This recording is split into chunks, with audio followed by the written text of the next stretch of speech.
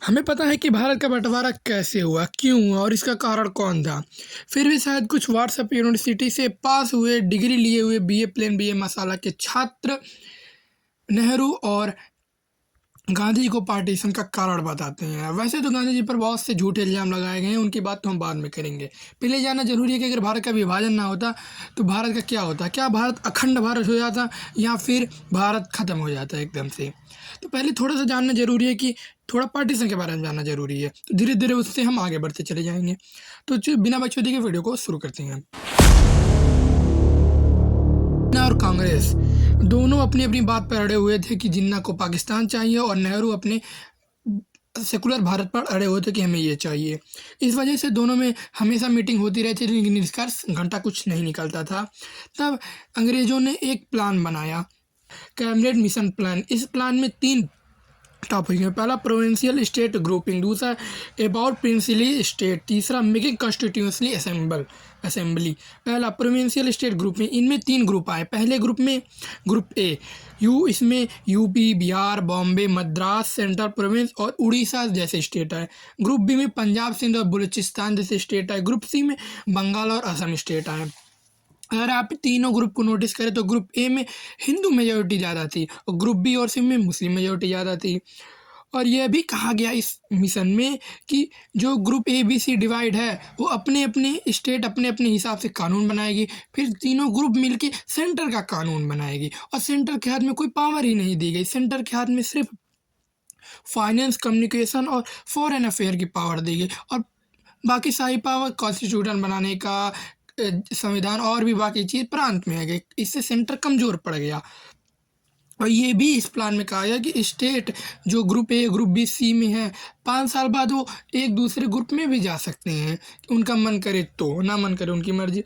और बाकी जो इस ग्रुप ए बी सी में नहीं है स्टेट, वो इंडिपेंडेंट रह सकते हैं या भारत में आकर जुड़ सकते हैं, जो इन तीनों ग्रुप में नहीं है। इस प्लान में पाकिस्तान की बात तो ख़त्म हो गई एकदम से, भारत के विभाजन की बात भी ख़त्म हो गई। लेकिन जिन्ना फिर भी खुश था। क्यों खुश था?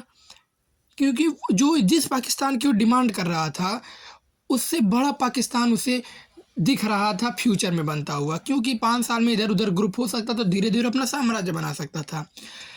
कांग्रेस और जो पटेल भी थे, कांग्रेस और पटेल सभी लोग मिलके इस कैबिनेट मिशन में वो हो गए, एग्री हो गए, क्योंकि इसमें भारत का विभाजन नहीं हो रहा था। लेकिन नेहरू जो थे ये एग्री नहीं किए, इसके खिलाफ हो गए, इस कैबिनेट मिशन के खिलाफ हो गए, ठुकरा दिया। बस इसी वजह से नेहरू को सब गाली दे देते हैं कि नेहरू जी ने कैबिनेट मिशन ना ठुकरा होता तो भारत अखंड भारत होता और भारत का विभाजन ना होता, वगैरह वगैरह। पर क्या आप यहाँ पर सही हैं? नहीं, आप एकदम यहाँ पर गलत है। नेहरू जी ने बहुत अच्छा किया। नेहरू जी ने जिन्ना के फ्यूचर प्लान के बारे में जान गया था, और जब जिन्ना अपना साम्राज्य बढ़ाता सेंटर के पास, तो इस प्लान के हिसाब से कोई पावर थी नहीं, बैठ बैठ कर देखती, और जिन्ना अपना बढ़ाता चला जाता। एक दिन ऐसा आता कि पूरा साम्राज्य उसका हो जाता और सेंटर कुछ कर भी नहीं पाता, क्योंकि उसके पास पावर ही नहीं थी। ये फ्यूचर की बात को देख कर नेहरू जी ने ये प्लान ठुकरा दिया, और हम इसी वजह से उनको गाली देते हैं। बल्कि गाली नहीं देना चाहिए, क्योंकि भारत का 3 नहीं 3000 विभाजन होता है, क्योंकि इंडिपेंडेंट बहुत लोग बनना चाह रहे थे, ठीक है। तब जिन्ना ने गुस्सा होकर 16 अगस्त को डायरेक्ट एक्शन डे का प्लान बनाया। इस डे में, इस डायरेक्ट एक्शन प्लान में डे में ये था कि सभी मुस्लिम लोग पीसफुल प्रोटेस्ट करेंगे, मतलब शांति से विद्रोह करेंगे इस नेहरू का, इस प्लान का जो भी है।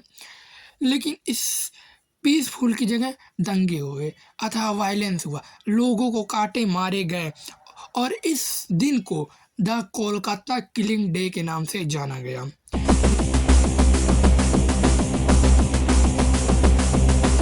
धीरे धीरे ये दंगा सभी जगह फैलने लगा, और ये एक दिन की बात नहीं थी।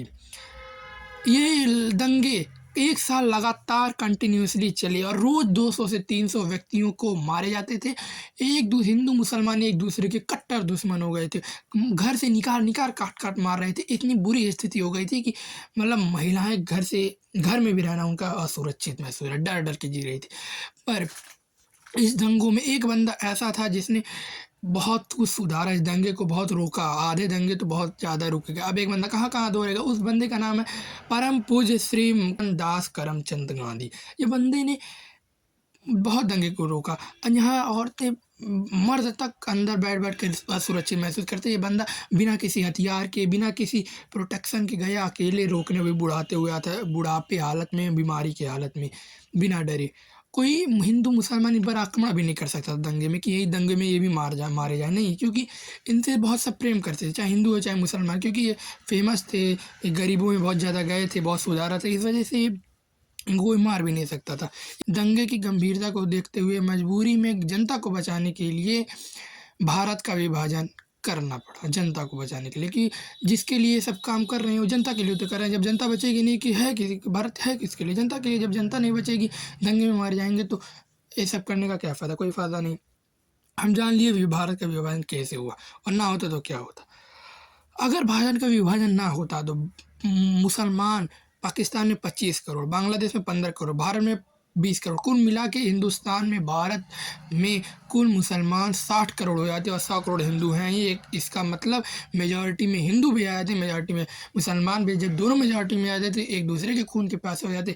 अब जानते ही पहले से ही हिंसा दोनों में भर्ती पड़ी है, दोनों में जंगे होते हैं, दोनों में मारपीट होती है, और ये हमेशा होते रहे। जब 10 साल तक, 10-20 साल होते होते, मतलब समझ लीजिए 1960-70 होते होते भारत का द एंड हो जाता है। इतनी ज़्यादा दुश्मनी हो जाती, इतनी ज़्यादा मार काट हो जाती, हिंसा हो जाती, दंगे हो जाते, और सरकार से ये आउट ऑफ कंट्रोल भी होता है। सरकार कुछ भी कर भी नहीं, एक समय के बाद ऐसा आता कि आउट ऑफ कंट्रोल हो जाता, सरकार से कुछ कर भी नहीं सकती। और इसमें सैकड़ों जो इंडिपेंडेंट होना चाहते थे कि हम अलग रहेंगे।